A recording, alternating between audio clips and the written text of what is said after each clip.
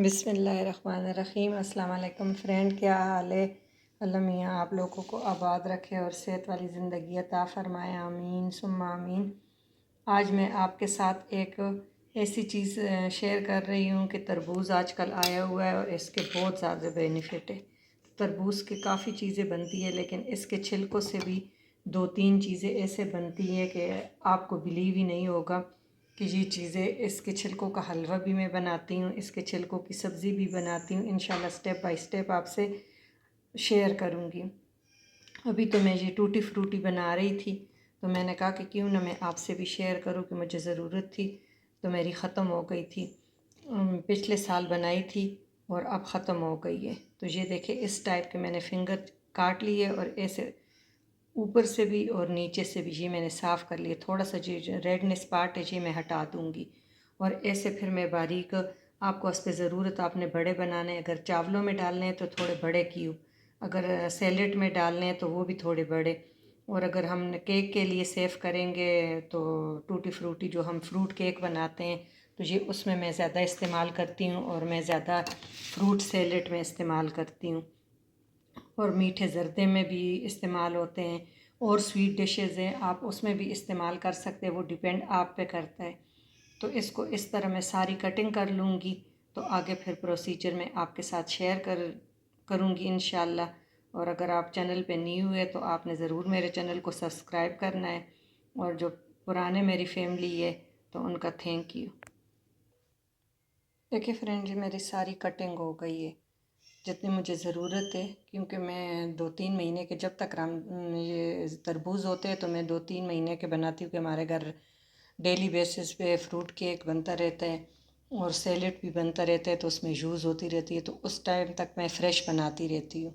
और जिस वक़्त तरबूज जाने वाला होता है तो फिर मैं खूब भरे 3-4 किलो इकट्ठे बना के तो डब्बों में बंद करके और फ्रीज़ कर लेती हूँ और पूरा साल यूज़ करती हूँ। और इसका ना जायका चेंज होता है ना कलर, तो आपने ज़रूर बनाना है।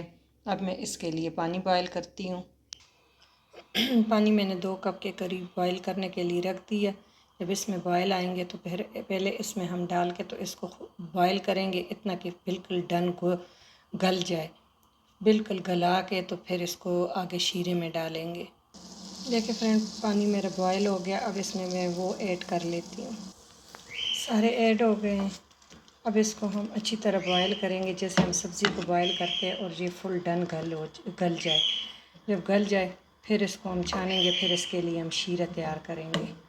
लेकिन ये आपकी इतने अच्छे सेविंग, और आपको पता है बाहर जो बनी बनाई टूटी फ्रूटी मिलती है वो आपको पता है सालों पुरानी पड़ी रहती है। ये आप जब तरबूज का सीज़न, अब तो साल के 12 महीने तरबूज मिलता है, आप 2-3 महीने का इकट्ठा बना लें, जब वो ख़त्म हो जाए आप फिर बना लें। देखिए फ्रेंड, ये बिल्कुल डन हो गए। अब इसको मैं छान लेती हूँ, पानी इसका अलग कर लेती हूँ।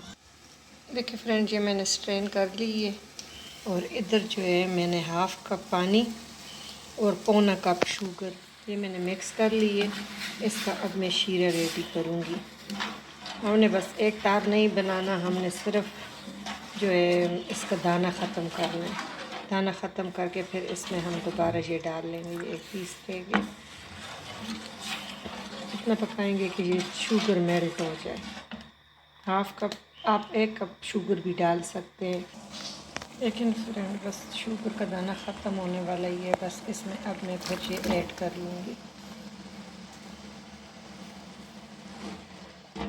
अब इसमें बस मैं 4 से 5 मिनट इसमें तेज़ आग पे पका लूँगी, मीडियम, बहुत तेज़ हाई भी नहीं, बहुत लो भी नहीं, कि इसमें अंदर शीरा डिप हो जाए, और शीरे डिप हो जाए, सॉरी, कि इसमें रच बस जाए, अंदर तक चला जाए। क्योंकि अभी वो गर्म है ना, तो अभी इसको बॉयल बहुत जल्दी आ जाएगा। देखिए फ्रेंड, ये शीरा हमारा बच गया है, इसको हम सेव कर लेंगे, और जब फिर नेक्स्ट टाइम हम बनाएंगे तो हम इसको वो भी यूज़ करते हैं, हम किसी शरबत में भी इसको यूज़ कर सकते हैं। जैसे हम वाटरमेलन का जूस ही बनाएं, शेक बनाएं, तो ये शीरा हम उसमें भी यूज़ कर सकते हैं। और ये मैंने 3 हिस्सों में डिवाइड कर दिए। तो इसमें अब मैं कलर मिलाती हूँ। ये 2 पिंच के करीब जो है मैंने डाल दी है रेड कलर। इसको मैं मिक्स कर लेती हूँ।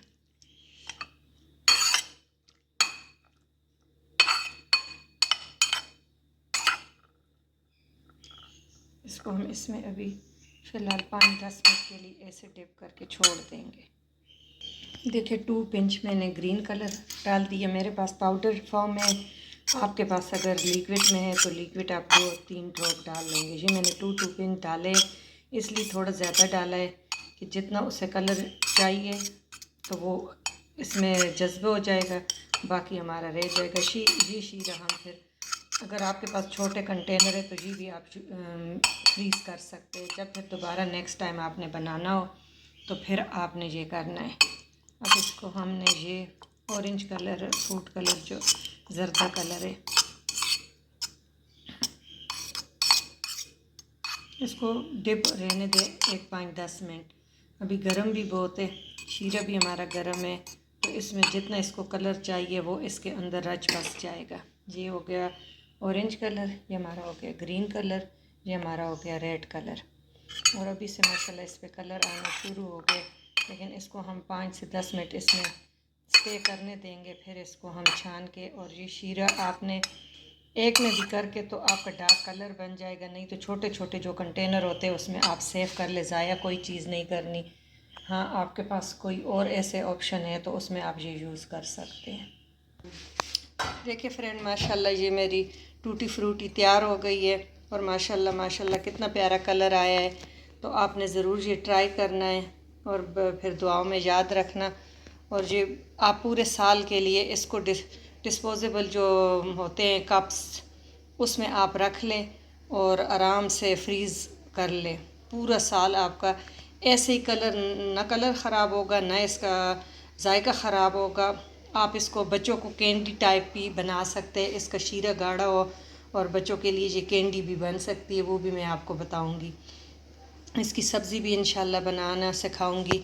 और ये टूटी फ्रूटी अब मेरे लिए 2 महीने तो इनफ है, क्योंकि 1 कप के करीब, 1 कप ग्रीन है, 1 कप रेड है और 1 कप ऑरेंज है।